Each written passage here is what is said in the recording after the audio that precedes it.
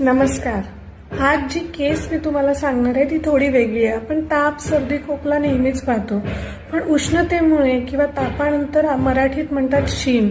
शीण म्हणजे छोटे छोटे फोड येणे। काही लोकांना या माउथ अराउंड येतात, कधी अंगावर पुरळ येतात, त्यात घाण जमतो, पस होतो आणि ते खूप जरी दिसायला छोटे असते तरी खूप दुखतात, खूप जास्त तीव्र वेदना त्याच्या असतात। अशाच एका मुलाने मध्यमवयीनी नाही, यंग मुलाने मला कॉन्टॅक्ट केला।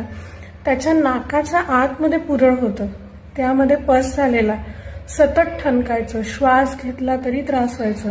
लक्षणे समजून घेऊन मी औषध पाठवले आणि अवघ्या 4-5 दिवसात त्याला बरं वाटलं आणि ते पुरळ गेलं। असं पुरळ का येतं? एक तर उष्णतेने येऊ शकतं, दुसरं म्हणजे थकवा आल्यानंतर काही लोकांना शीण येतो। मराठीत तर ह्याला म्हणतात शीण, हिंदीमध्ये काय म्हणतात माहित नाही, इंग्लिशमध्ये बॉईल म्हणतात।